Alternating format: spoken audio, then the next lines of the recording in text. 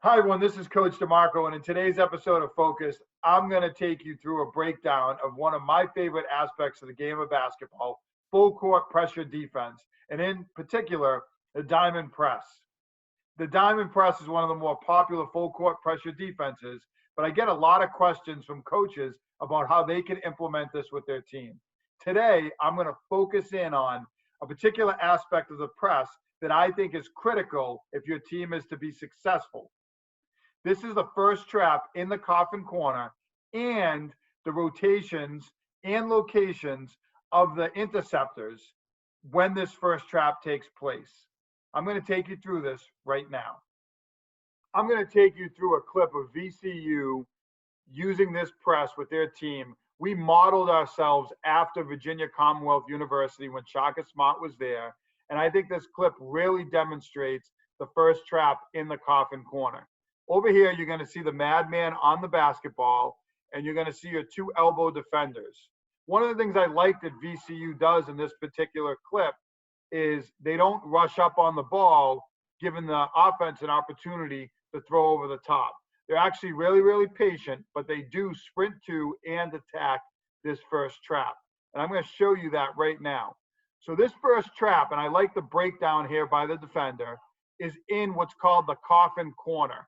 I believe Shaka Smart said that about 75% of the time, teams throw the ball into this corner, which is typically on the ball side. These two defenders are going to trap, and we're going to have one interceptor here, and we're going to have a second interceptor at half court. There's a drill that I shared out previously called the circle trap drill, which actually helps prepare your players for how to line up and how to get in position to intercept. I'm going to let this clip play a little bit longer. So what we're going to see is this offensive player right down here, and this defender has to play two. He has to play this player and then also this player in the middle. Depending on where the offensive player is leaning is where he's going to align a little bit closer to. I can tell you that typically you're going to line a little closer to this player, not because you want them to throw the ball over the top, but because this is typically the obvious pass that happens in the diamond press.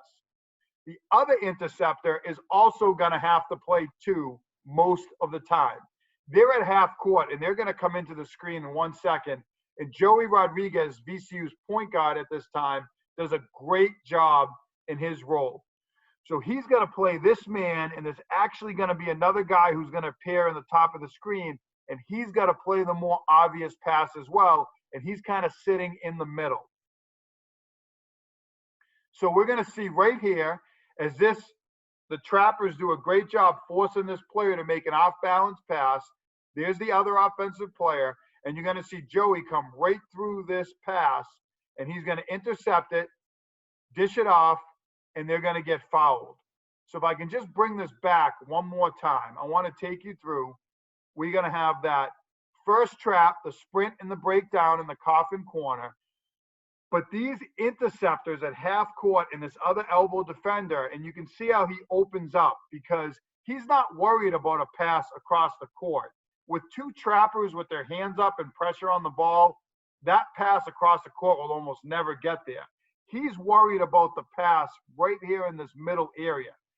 I'll tell you right now, teams that hurt us with the press did a couple of things. One, they would flash a guy over to this elbow, which would really force this guy to jump here, and it would open up the pass back to the inbounder. This team is not going to do that right now. The second thing I'm going to take you through in one more second, and it's before the ball is actually inbounded. So again, if this guy had cut hard to this area, it would have made this guy's job a lot harder. Now he can cheat a little bit more to this player, knowing that there's no one in this area. And of course, they're communicating with each other. If there's a guy in this area, he has to stay tighter to him because he doesn't want the ball to get thrown over and potentially give the offense numbers going the other way. The other thing now is Joey Rodriguez, the interceptor in the middle, is playing two. He's going to read this player, and this is always going to be one of your most reactive players. It's great if your point guard can be in this spot because they're going to get a lot of interceptions and they're going to have an opportunity to make a play on the ball and then make a read as they do a great job of right here. He's going to run through. He's going to get a steal. And again, having your point guard there is great because he makes a great read and a layoff that's going to lead to a foul. But I want to take you back one more time. The other thing that teams do against the diamond press that can hurt, for one, they'll go 4 across. That actually makes it a lot tougher to defend, but there's some things we did to counter that. So I wasn't totally, upset when teams went 4 across against us. I know that's a lot of coaches' immediate answer.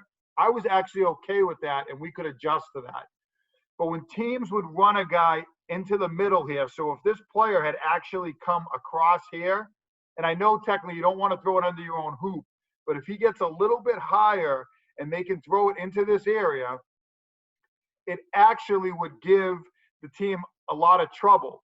He could catch middle and start to attack, and then this guy could cut across behind the defense. You can go middle to middle and actually attack the diamond press, and that would give us some trouble when teams would do that. Of course, they don't do that in this instance.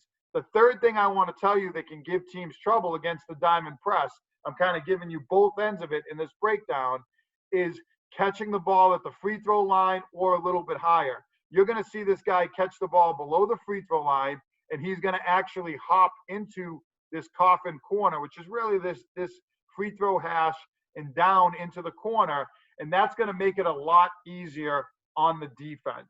So just to bring it back full circle, we're going to get a closeout to the trap, and the interceptors are so critical here. When I first started running this press, I was so worried about these long passes from the inbound all the way down the floor. It's such a hard pass to make with a madman jumping up and down on the ball. And with 2 guys on the ball with their hands up, these passes across the court that I'm pointing to right now are almost impossible. And if they're lucky enough to make it, the next key to this press is going to be everyone turning and sprinting and then fixing it in the half court, which I'm not going to get into right now. But great job by this defender. This guy does not want to make this pass. He opens up and he's going to try to fire this across the court. His teammate needed to help him out and cut hard to the basketball here. Maybe he could have made a play. Maybe he would have got fouled. He sits on it, and then we get the middle interceptor cutting through. We're going to get a dish, and we're going to get fouled. In that clip, you got a focused look at one of the critical aspects of the diamond press, which is the positioning of the interceptors, the way in which they need to anticipate, and the way that the madman and the other trapper close out to the trap and really put pressure on that person who has the ball. You can see why VCU is such a great full court pressure defensive team, because they do all those things and more. They put so much pressure on teams because the interceptors are in position, the trappers are doing a great job putting pressure on the ball, and they force you into making mistakes and passes that you don't want to make. In that clip, I also took you through some of the challenges that the diamond press or teams that use the diamond press might have if you make a cut to the middle, if you go 4 across, if you pass the ball up in the free throw area or higher, or if you look into the middle with that first pass. Those are all things that could give problems to teams who run the diamond press. I can tell you that I had adjustments for all those things because I knew that they would give us problems. I hope you enjoyed this clip and seeing kind of both ends of it from the press break side and also the pressure defensive side. And I hope you can get something out of this in terms of running the diamond press and running it effectively and making that first trap really matter, because it is critical in putting pressure on your opponent. Thanks, everyone, and get better every day.